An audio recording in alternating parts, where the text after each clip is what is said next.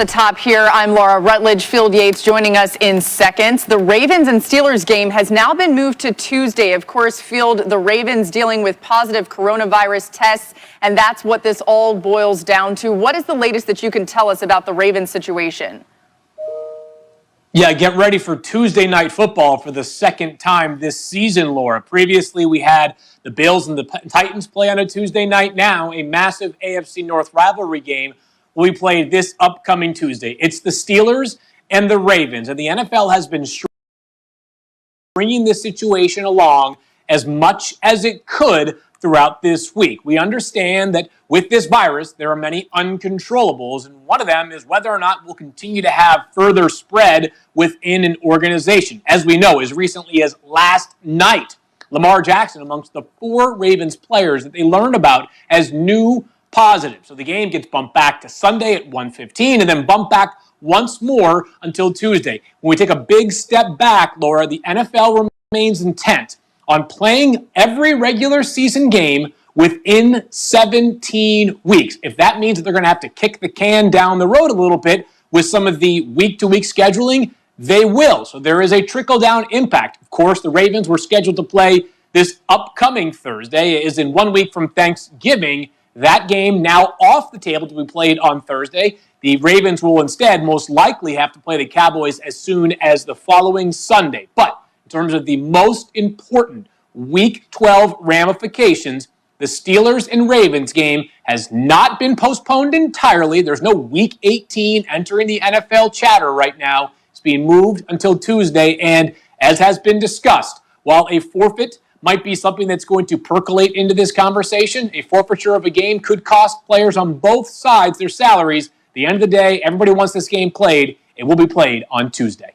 Yeah, thank you for that update. And as you can see on the screen there, Adam Schefter and Diana Rossini reporting at least 12 cases amongst players. Lamar Jackson, the starting quarterback for the Ravens, reported to be among them. We've got so much more to get to today, and we'll continue to monitor that Ravens situation. But we welcome you to NFL Live, and we're thankful to be with everybody. Ryan Clark is dancing because he's outside. More on that in moments. Marcus Spears is here, and Mina Kimes, of course. And there's a lot that we're going to be paying attention to with Week 12. But let's begin with the news that's just coming down right now. And Marcus, I'll start with you. You know, as a player, when you're hearing all of this news and you're trying to adjust and prepare for a game, how do you prepare now with another game change, an extra day involved here, a couple days involved? Well, listen, as a player, obviously, you know, in an unconventional year that this possibility is happening, and the Steelers have going through this once. But I want to shout out Mike Tomlin, because this is the way that the Pittsburgh Steelers are built. He doesn't make room for built-in excuses. He doesn't try to find any reason why their performance shouldn't be elite.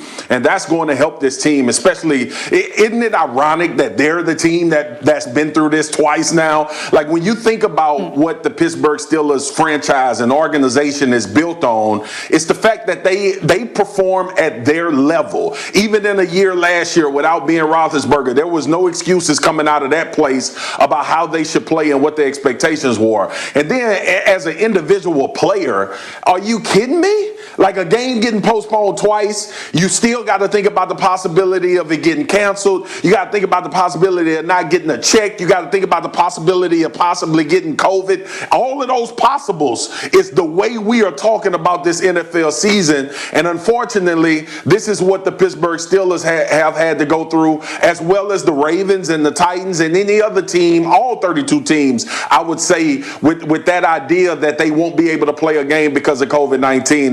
This one felt different. I didn't know that we would get to this point where this game could be played on Tuesday, but the fact that the league is intent on getting it done, and obviously the testing is going to continue, I still don't feel 100% confident that it's going to happen without new COVID situations coming up with the Baltimore Ravens. Welcome to the real world, though, right? Like, this is the real world. Marcus mentioned cancellations. Marcus mentioned postponements. Marcus mentioned people not getting checks.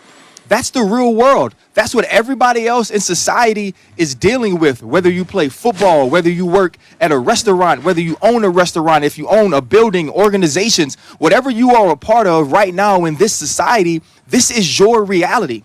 And so even though I understand the Pittsburgh Steelers have had to deal with this adversity, there's also adversity in testing positive. There's adversity in everything that you deal with when it comes to COVID-19.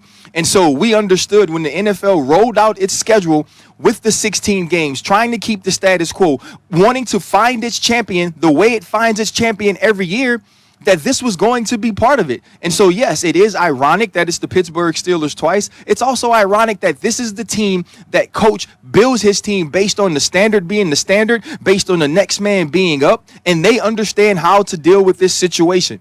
But this is 2020, y'all. This is our reality. Yeah. This is their reality. Yeah. This game is supposed to be played Tuesday, and it might be, but it might not be. But isn't that it?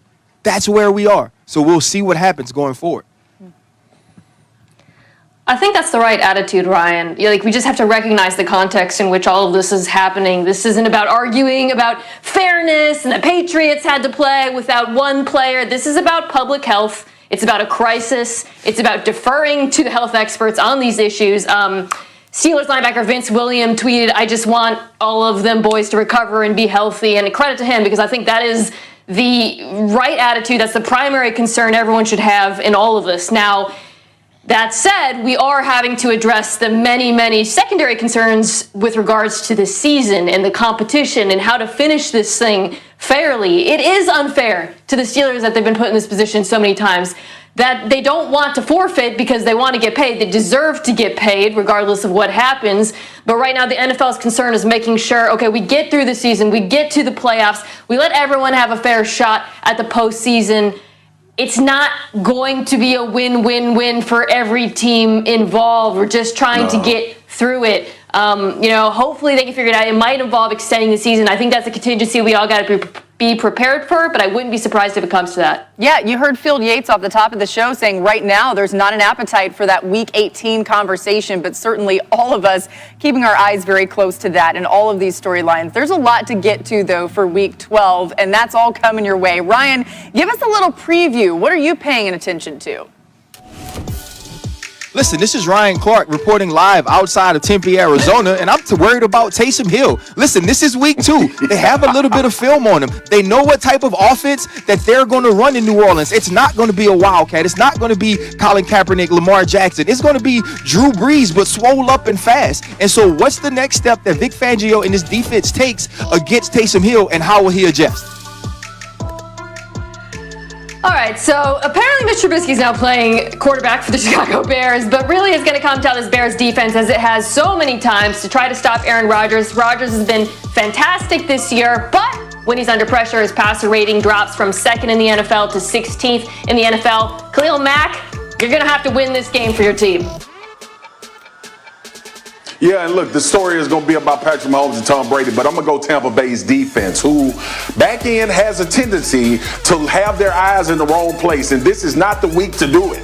This is not the time to do it, Tampa Bay's defense. So Todd Bowles, secondary, don't get carved up like a turkey thinking that you're going to keep your eyes in that backfield and pick off Patrick Mahomes because he just going to somehow throw it to you. It will be bombs all over the place, and the scoreboard will be crazy if you play that way.